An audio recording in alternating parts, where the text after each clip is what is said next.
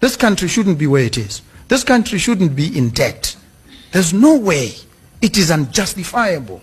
I cannot, by the life in me, understand why we are where we are. I cannot. I refuse to embrace. Botswana just did the unthinkable. No more raw diamonds. No more untouched minerals are leaving their soil. The gates are closed. The rules are rewritten. The entire mining world is on edge. Why would Africa's diamond giant pull the plug now? And what does this mean for the continent and the world? Let's find out.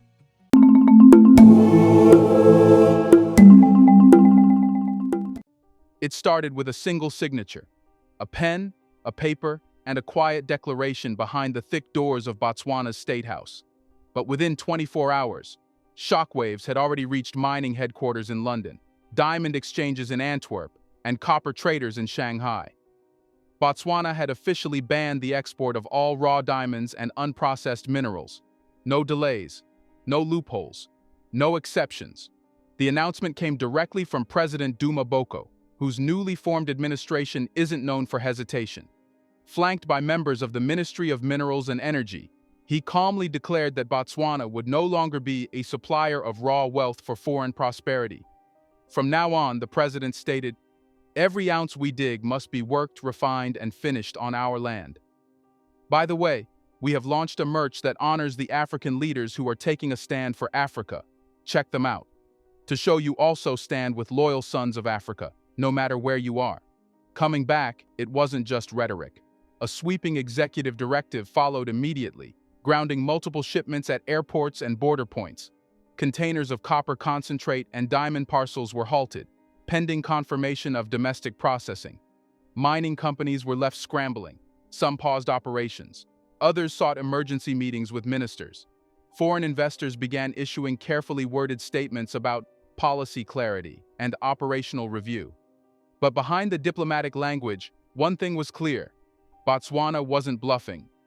The ban applies across the board. Raw diamonds, copper concentrates, nickel, and other minerals can no longer be exported unless value has been added within Botswana itself. In practice, that means minerals must be refined, cut, polished, or processed by domestic firms or partnerships based on Botswana soil. It's a radical move, especially for a country that has built much of its economy on the export of raw resources. Botswana's diamond sector alone accounts for nearly 30% of its GDP and over 80% of its export revenue. For decades, rough diamonds extracted from mines like Jwaneng and Orapa would be packaged, priced, and shipped out within days, destined for India's cutting houses or Belgium's luxury vaults. That model just collapsed overnight. Government insiders say the new export controls are just the beginning. A legislative package is being prepared to legally bind this policy into a long-term economic strategy. Companies that fail to comply could lose their mining licenses. On the flip side, firms that invest in local processing, setting up cutting factories, mineral refineries, or training centers, will reportedly gain tax incentives and fast-track permits. The move may seem abrupt, but it's been brewing behind the scenes for months.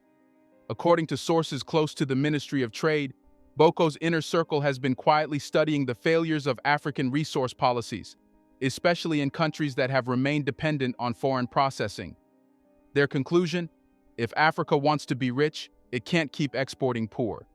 Even Botswana's partners, such as De Beers, have acknowledged the seriousness of the shift. Operations at some mines have been suspended, not due to strikes or protests, but due to policy. They are now reassessing logistics and capacity to bring more of the value chain into Botswana itself. The world, too, has taken notice. The World Diamond Council, international commodity markets, and foreign embassies are all watching with raised eyebrows. Some fear a ripple effect. Others quietly admit Botswana might just be showing the rest of Africa what real leverage looks like. So here we are.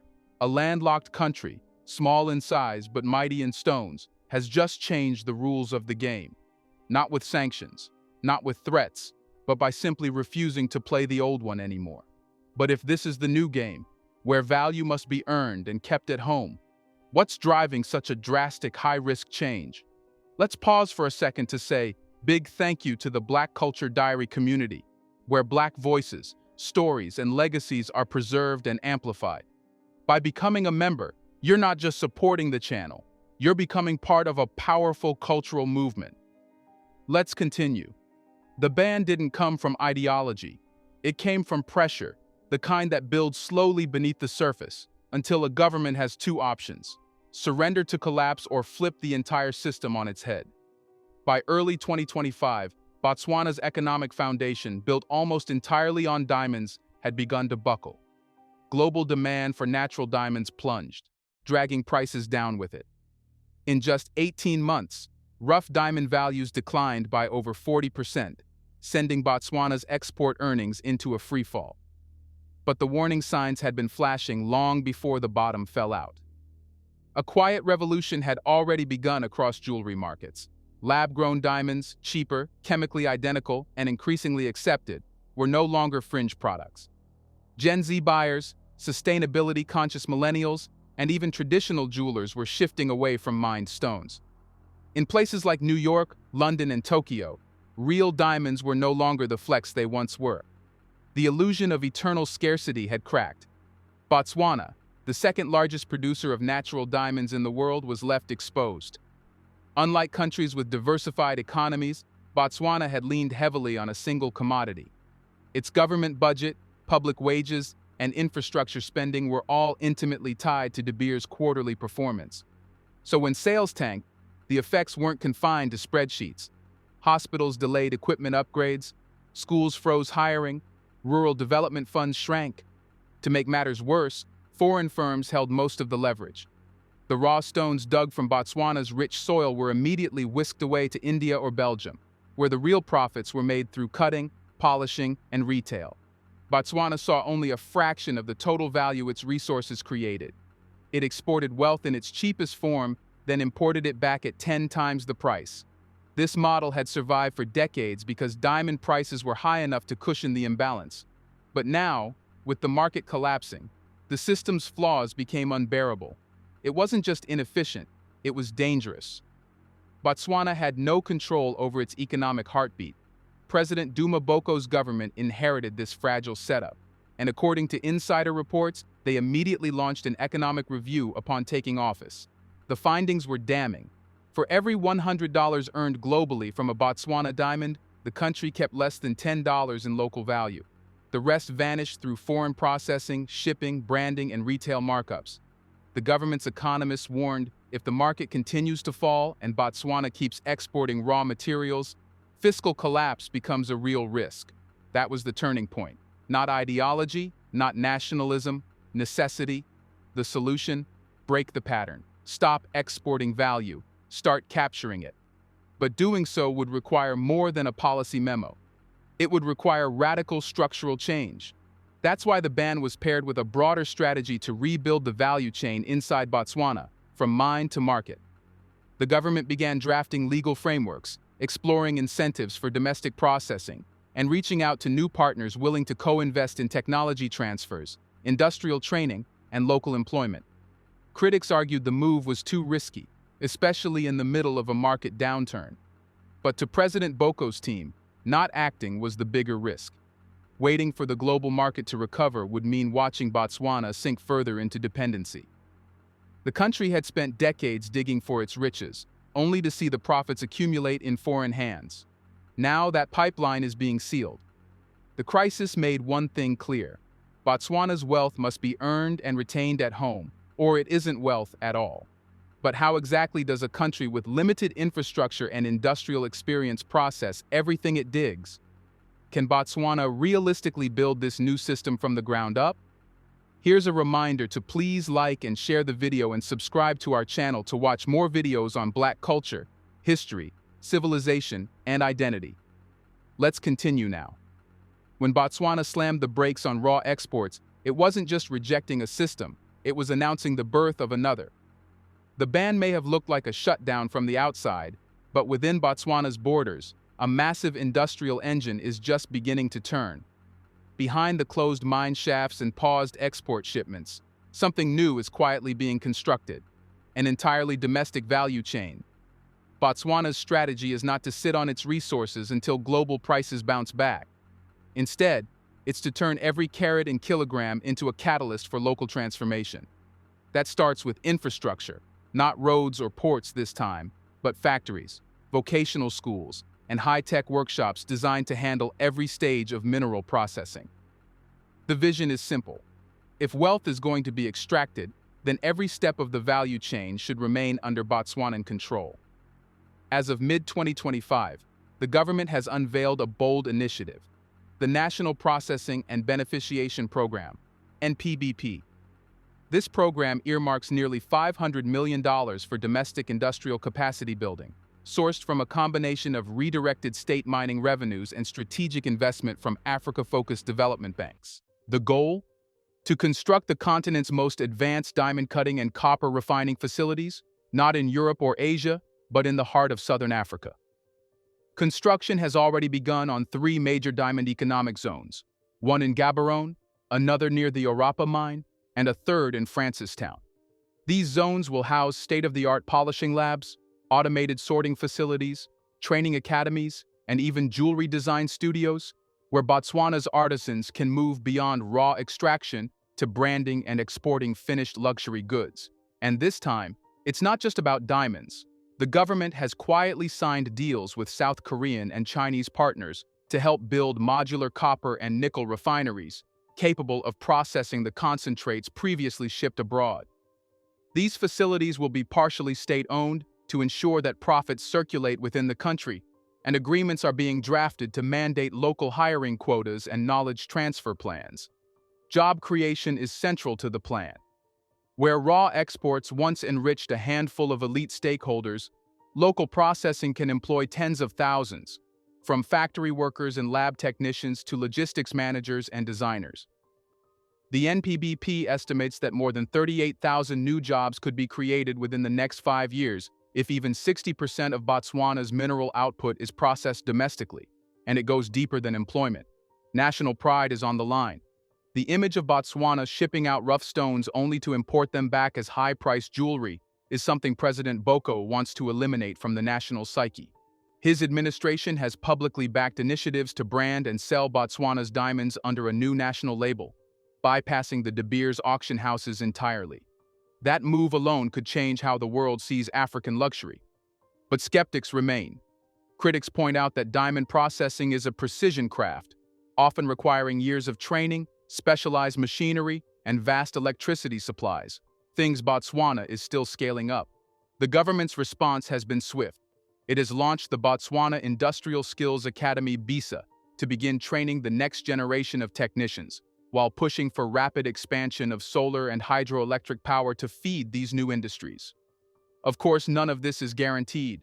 Botswana is walking a tightrope between ambition and execution. But for the first time in its post-independence history, the country is not asking what the world wants from its minerals, it's asking what it can do with them itself. Still, one major question remains. How are foreign corporations, especially giants like De Beers, responding to this shift in control? And can Botswana manage the potential blowback from breaking free of the old partnerships? While bulldozers in Gaborone break ground for new factories, boardrooms in London, Mumbai, and Tel Aviv are echoing with alarm. Botswana's refusal to export raw minerals has not only shifted its economic trajectory, but it has also thrown the entire global diamond and resource trade into strategic confusion. And the tremors are only just beginning. For decades, global corporations structured their entire supply chains around one basic certainty. Africa would dig and they would process. It was a convenient, high-margin model. Botswana played a central role in this arrangement, not just as a diamond supplier, but as a reliable, compliant node in a global system that quietly extracted maximum value abroad. That compliance is now gone. The most visible ripple was felt by De Beers, which has long maintained an intricate partnership with the Botswana government through their joint venture, Debswana. While the venture gave Botswana partial ownership and significant revenues, De Beers maintained control over marketing, pricing, and downstream operations. With the ban in place, that balance has been upended. Suddenly, De Beers can no longer export raw stones in bulk from Botswana without engaging with local cutters, polishers, and value-added partners. Their margins have tightened, shipments have stalled. And the prestige of managing the world's most stable diamond-producing region is being replaced with uncertainty and recalculation. Behind closed doors, industry analysts confirm that some mines have temporarily paused operations, not only due to weak demand, but also to restructure supply chain logistics that now need to include domestic processing. Freight contracts, insurance clauses, customs relationships, all of it must now be rewritten to adapt to Botswana's new laws. And it isn't just about diamonds. Copper traders, especially from East Asia, are confronting similar delays. Contracts that were once based on fast, low-cost mineral extraction are now tangled in Botswana's new value chain requirements. Even investors in unrelated sectors are reportedly nervous, worried that the country's assertive policy model might spread to other commodities like coal, uranium, or rare earths. Yet, while multinationals scramble, African leaders are taking notes. From the DRC to Namibia, discussions have accelerated around implementing similar bans or tightening beneficiation laws. The African Union Commission on Trade and Industry has reportedly requested a formal review of Botswana's approach, with rumors swirling of a continent-wide policy summit aimed at revisiting Africa's position in global mineral markets. Meanwhile, traditional processing hubs in India and Belgium are bracing for long-term losses. In Surat, India, where nearly 90% of the world's diamonds are cut and polished, industry spokespeople are already warning of job losses if Botswana's model gains traction in other producing nations. Antwerp's diamond bourses, once proud cornerstones of global luxury, now face the unsettling prospect of sourcing fewer stones and far more expensive ones as African nations push for finished product exports only. And yet, this is not an isolationist revolt. Botswana has left the door open for foreign investment in local processing, inviting companies to move their factories into Botswana instead of importing its resources. Several mid-tier firms have already begun early-stage negotiations to establish joint ventures with Botswana's Ministry of Trade, realizing that the new gold rush isn't in extraction, it's in partnership on Botswana's terms. This is why critics who expected Botswana to face immediate international backlash have been proven wrong, for now. Rather than being punished or sanctioned, the country is being courted. The global economy still needs Botswana's diamonds and minerals, but now they'll have to play by a new set of rules. Of course, negotiating power doesn't last forever. If the transition drags on, or if the new domestic infrastructure can't meet industry standards, those same partners could withdraw, leaving Botswana's ambitions stranded. But if Botswana can hold the line, it might be the first African country to flip the entire model and walk away with more than just promises. And that leads us to the final and most pressing question. Is this just a bold experiment or the beginning of real, irreversible transformation for the entire continent? What began as a shock policy is now evolving into something much bigger. Botswana's ban on raw mineral exports is no longer just a local headline. It's rapidly becoming a case study in economic sovereignty. But the final chapter has not yet been written. The question hanging in the air is as heavy as the minerals still lying beneath Botswana's soil. Can this model truly last? And more importantly, can it scale across the continent? Botswana is not the first African country to talk about beneficiation. For decades, leaders across the continent have declared intentions to process raw materials domestically. Policies have been drafted, conferences held, slogans repeated. Yet few have followed through. Why? Real beneficiation is expensive, politically risky, and demands a long-term national commitment. What sets Botswana apart now is not just that it passed a ban, but it's that the government seems ready to endure the short-term turbulence for a longer-term vision. This is where transformation begins, not in press releases, but in sacrifice. And Botswana is making it. The short-term costs are real. Export revenues have dipped, production has slowed, international partnerships are being renegotiated, and the domestic workforce is still catching up to the demands of a high-skill, high-tech industrial base. But if Botswana can sustain the disruption, it stands to fundamentally restructure how wealth is created and retained in Africa. Let's consider the long game. At its core, Botswana's new model is about control. Control over pricing, control over supply chains, control over labor markets, control over how a nation's resources are used to build its future, not someone else's.